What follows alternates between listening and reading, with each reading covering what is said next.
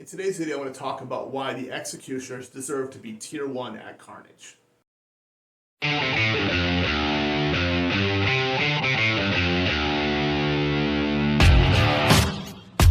First, today's sponsor.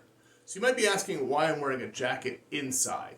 I'm wearing a jacket inside because I'm in my workout room. My workout room has a tiny heater in it. We don't have full heating in this room, so it's really cold. It's 5 degrees here.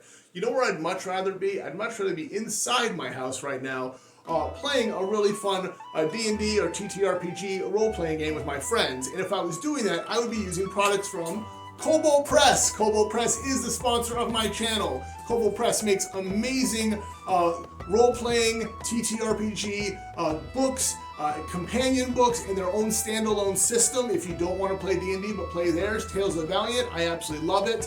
And as I said, we will be doing a drawing for people who have commented on my channel in the past 4 videos. CyberGuy1404 is the winner. They will be contacting them. You will get your choice of Kobo Press products from a pile that I have that they sent me. We got a bunch of books, a bunch of small companion books, large books, different role-playing accessories. I'll be reaching out to you as a winner. If you didn't win, it's okay. We'll probably do another drawing in the future, but you can also go right to kobopress.com and buy these for yourself. It is holiday time, great time for gifts. If you have a gamer in your life, go there, buy them a gift, make them happy, and maybe buy yourself something as well. I lied. I lied to you. It's a hook. It's trying to get people to watch the video. I actually don't know if we deserve to be Tier 1, but I did want to discuss what happened and why the Executioners are fighting in Tier 1, and just kind of share my thoughts and experience because, like it or not, I am a small but real voice in this community through my YouTube channel, and because I do fight on a team that has been elevated from Tier 2 to Tier 1, I want to share my perspective on it and talk about my understanding of what happened for anyone out there who's paying attention.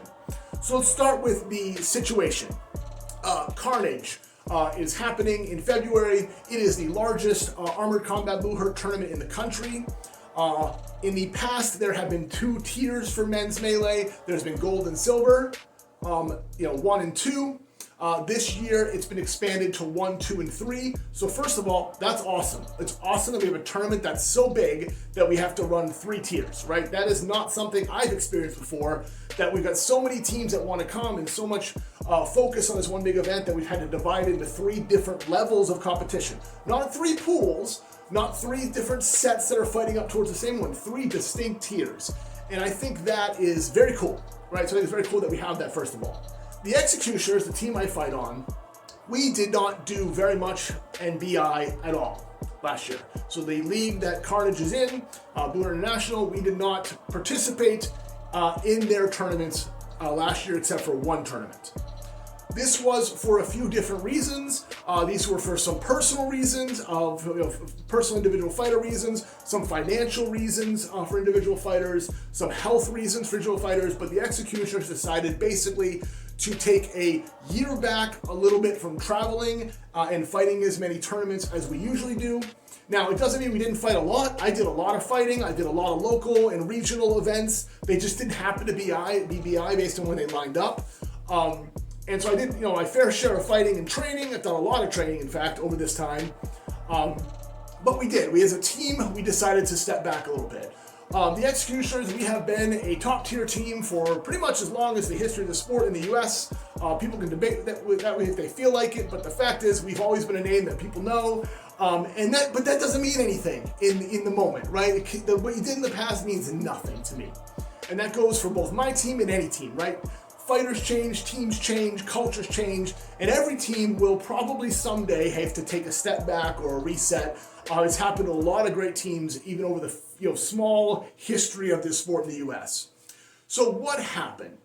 So we are coming back and we're fighting BI this year. We signed up for Carnage, and we fully expected to fight in Tier 2. This was before we knew there were 3 tiers. So we fully expected to fight in the bottom tier of the event, right? That was our expectation. We didn't earn enough points to fight in Tier 1. It was a point-based system. You really have to find some system for ranking teams. This was the system that's set up based on points. We expected to be Tier 2.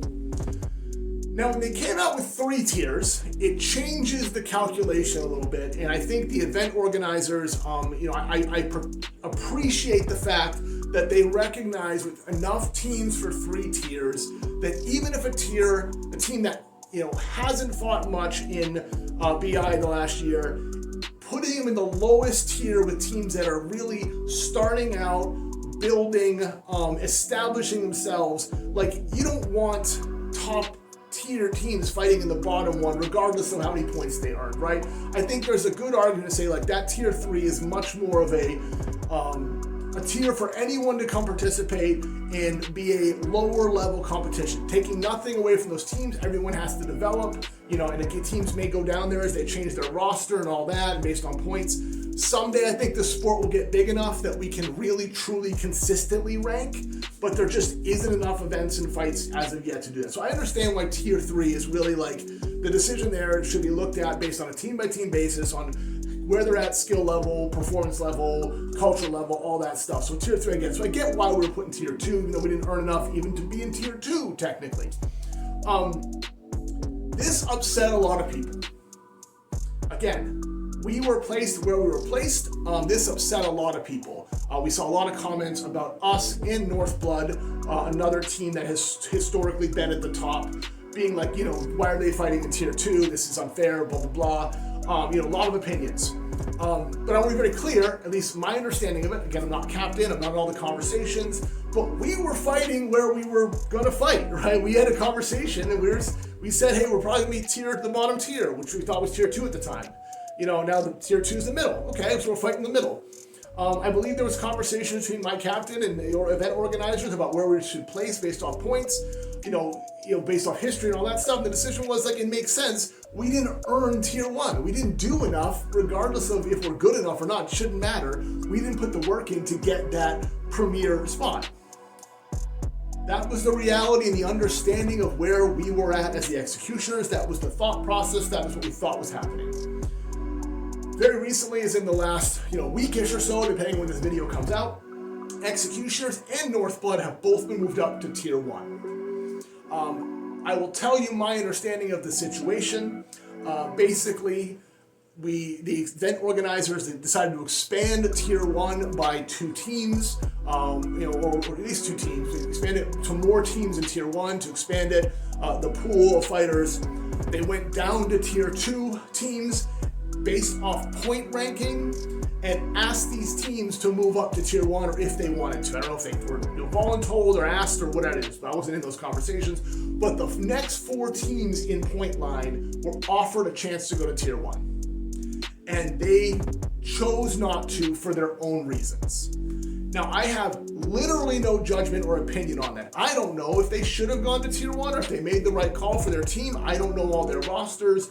I don't know their reasons. I don't even know for that, if it was a good thing or a bad thing. It doesn't matter. The people, so you get your top 8 teams, let's say, in tier 1, then you go down to the next 9, 10, 11, 12, whatever those next 4 are, depending on where it was top 8. And they were all asked to move to tier 1. My understanding of the conversation, based off of what I've talked to about with my team, and I've also seen posted publicly by Larry's explanation as the event runner, organizer, is that all 4 of those teams that were asked to move up also suggested that Northblood and Executioners should move up. They basically said, we don't want them in our pool, in our tier. The decision was made to wildcard us up to tier 1. So I think the reason I wanted to make this video and share it is that I don't know if we deserve to be tier 1. I can't tell you that until I go fight, right? I know I fought every one of those teams, I believe, that's in tier 1 right now. I know where they stand based off the last time I fought them, but rosters change and people develop and people come improve and people also drop off, right? I don't know where we stand out, rack up to them. Maybe we should be tier 2 right now.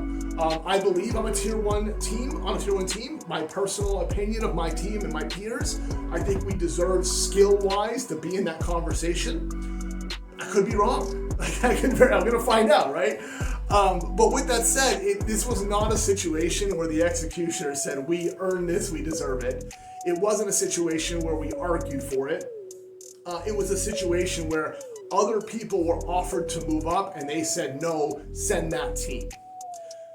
Therefore, when they went to us and my captain and said, will you move up as a wild card, we said yes. We took the opportunity because if we're fighting in a tier where people are saying we don't want you there, we don't think it's fair, and we're moving to a tier with teams that we fought historically with, and we are comfortable going into that space, even if, again, we'll find out where it shakes out, but our belief is we can hang with this group, we can do well, then why wouldn't we accept that opportunity, right? It'd be silly of us to say no, because you got to think from the executioner side, people didn't like us in tier 2. They don't like us if we move to tier 1. There isn't really a thing that they like.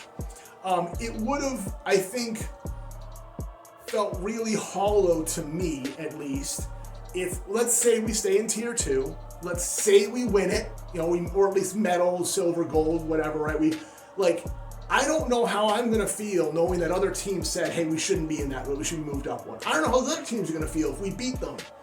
It's a no-win situation for me as my team, right? So I either perform well and then people go, well, you shouldn't have been here, so it's not fair.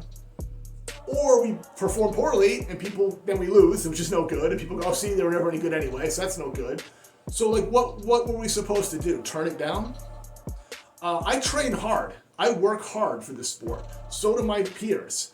So does my team, right? We believe in ourselves, and I would expect any team who wants to move up to take that opportunity if offered them, right? Now, if you don't want to, that's totally valid.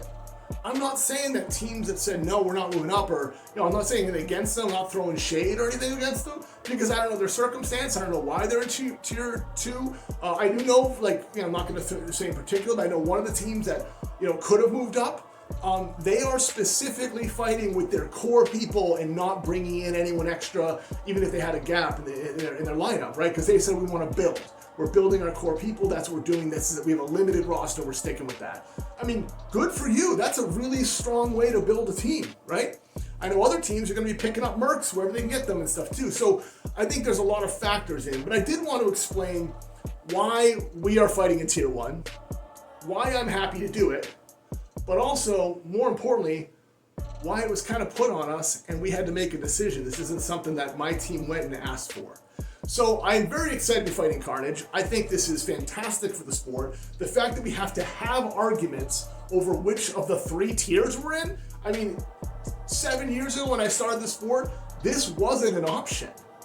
There wasn't a tournament at all where you had to worry about what tier you were in. In fact, some of the biggest tournaments I went to when I first started, you had, 10 teams, and you had 2 or 3 top teams, and you had 6, 7, whatever bottom teams that had no chance of winning. They were starting out, they were developing, they were newer, they were regional, whatever, fighting against some of the top teams, and it was it's kind of weird. Every tournament ended up with the same 3 teams at the top. So now we're having a division of skill and experience and commitment and all that to different levels. It's fantastic. I think you're going to see some amazing fights in tier 2. I think you see some amazing fights in tier 3. I think it's going to be wild and a ton of fun to watch. I think you're going to see some really high-level, competitive, thoughtful, and strategic fights in tier 1 as well. And all this is better for the sport. So these are the growing pains. I appreciate all the work the event organizers and runners are doing at this event. I appreciate all the work the captains and the teams are putting into getting themselves prepared for it. In the long run, this is a huge positive for us, no matter where you end up as a community. And I look forward to beating Carnage, and I'm very excited to be fighting in Tier 1 with my home team, the Executioners. Like, subscribe, follow, all that stuff. I'm the Woodchuck Knight. Thanks for watching.